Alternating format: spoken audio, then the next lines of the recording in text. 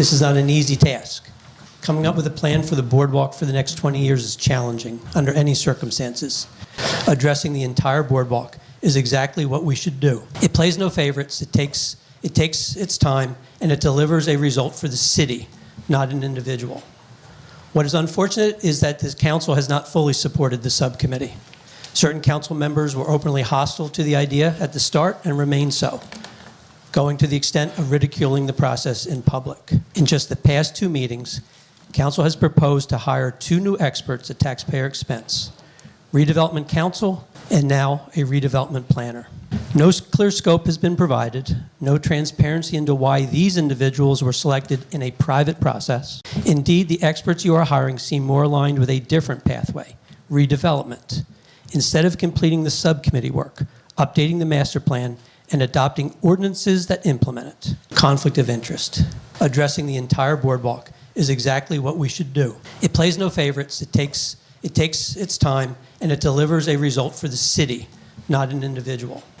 The planning firm that is being hired is owned by a Republican New Jersey senator, and that establishment works to support politicians like Senator Polistina.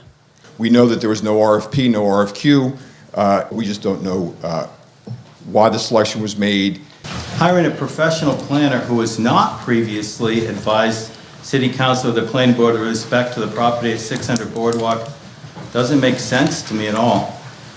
We already have a city planner and a planning board of experts that are extremely knowledgeable and well-versed in 600 Boardwalk. And that's exactly why City Council decided to refer the question of rehabilitation to the planning board in the first place.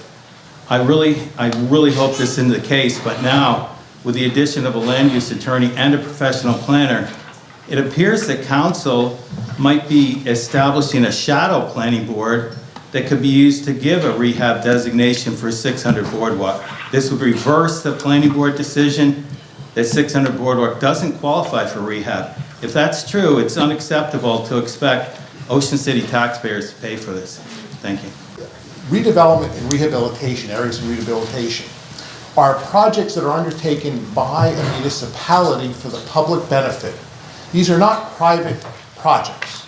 These are done for the purpose of advancing the purposes of the community. Once you do it for one property owner, everybody down the boardwalk is going to want the same thing. And then all of a sudden you're going to have a whole change to a community that you didn't want. See if it then does qualify, in your own opinion, as being an area in need of rehabilitation, which I don't think it does, but we'll deal with that. Tonight's act to hire a planner at city cost for a project that's really seems to be more privately oriented than it is publicly oriented just doesn't seem to make sense. And the process you've undertaken with the subcommittee and with the other planning you're doing seems to be the more prudent course to take in order to achieve ultimately what this council, I believe, is trying to do, which is to better the city. Resolution authorizing the award of a professional services contract to Jennifer L. Heller, PPAICP of Polistina and Associates LLC as a professional planner to assist City Council in evaluating proposals regarding 600 Boardwalk. Okay, who pulled this? Dottie? So I think the mayor is, while he may support it, this is not his resolution, so I don't think he should be identified in here. All right, I can, Dottie, do you want to speak to this or should I speak to it? As I thought about it, and I've gone back and forth on this and given this significant thought, and I went back to kind of where we all started with this. You know, when it was first proposed to council that we would hire, an attorney, and it was Mr. Ridgway, and he was hired, my understanding, to answer questions we had as we move forward, specifically on 600 Boardwalk, because we all know eventually something's going to be built there. Recommendations, which will come to council, and then if they approve them or whatever, then they'll go to planning board for final adoption. So, but I don't know what the real plan is. They're going to start right away and start to decide what can be built at 600 Boardwalk. Mm-hmm. Well, we know what can be built at 600 Boardwalk. You just look at the zoning ordinance, and we know what can be built there. And the subcommittee may very well say, well, maybe we need to make some changes there. So it's not a big, but it is taxpayers' money. I guess I'd be more interested, what is the scope of this proposed planner's job? What are we hiring this person to do? And I don't know what that is. Okay. Other than to determine what can be built there. Well, we know what can be built there. Not a hotel right now. The amusement park or whatever. Secondly, just doing our due diligence, and as I always do, is how do we select Polistina? I understand he's a senator. I know nothing about him. I don't know that he has any connection at all to Ocean City, but how did we come up with Mr. Polistina? And did we consider other firms? These are questions I would ask, just like if I was buying a house. Why did he assign Jennifer Heller? She's got great credentials, but why did he assign her?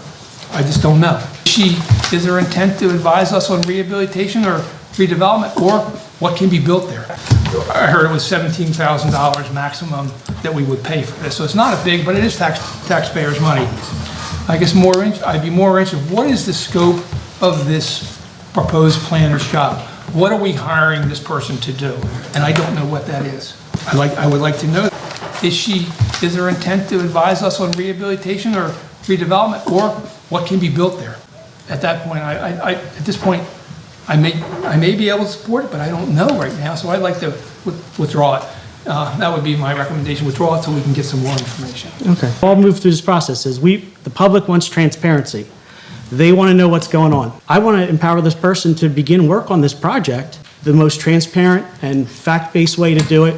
Jody? Terry said it perfectly. I mean, everything we're doing is completely in full transparency to the public. This is being done in full transparency to the public, and I am for this. And I'll also just remind everybody, it was pointed out, maybe we're wasting taxpayers' money, that we have our own planner here. We do. So since it was brought up, I'll remind everybody, that planner at the planning board meeting advised the planning board that he recommended that be a rehabilitation site based on both criteria, not just one, both. So, I mean, if the public thinks it's a good idea, we use our own planner. I'm game. Tonight is, are we going to deviate, is our goal here to deviate from the master plan? We voted to hire John Ridgway. He's recommending this. We move forward. The very process, and I'm involved in redevelopment, rehabilitation, designated as special counsel, the very process by which this planner is being picked is called a non-fair and open process. And it's done for a reason. Here, there was no RFQ, there was no RFP. You didn't put out and say, we want an independent planner to come in to give us an independent opinion on the facts, procedure, and what's going on. If you had, you then get some submissions, you go through all the submissions, you pick the best man for the job. Here, we learned for the first time, and I have no issues with it or qualms with it, is that it wasn't anybody here that selected this planner. It wasn't council members, it wasn't the current solicitor, it was Mr. Ridgway, his designated counsel, who's made that recommendation to you, that this is who I would like and I'm recommending to be the planner on the team. So with that, again, without any allegations of distrust, nefariousness, I then get into the same questions I asked. Excuse me, we're just hearing a repeat of the original. I actually did not say anything that I just said the first time up. You're discussing the same topic, and that's. I used the words of trust, nefarious. I'll move on. I'm not looking to repeat myself or waste your time. It's not in our rules to do that. Right. We're not going to go down that road. We're very familiar with what your stance is, and I appreciate it. I still have 3 minutes. The next component of it is that the I'm just going to ask one more time. I mean, we wouldn't allow a general member of the public. Right, sir. I'm going to have to ask you. We're not going to go down this road. Which road? I'm making a public comment on the designation and the comments that were made by council with regard to the selection of this planner. Of a project that you already spoke about. So we're going to move on in the light of our rules that are well published and that we follow. I've read the rules. I don't believe I'm in 2 violation of them respectfully. All right. And I thank you very much for your time. Am I being told I cannot speak any further with regard to any issues whatsoever on this issue, on this resolution? Yes. Note my objection. I think that you're running afoul of the process. Okay. Duly noted. Thank you. Anyone else from this side?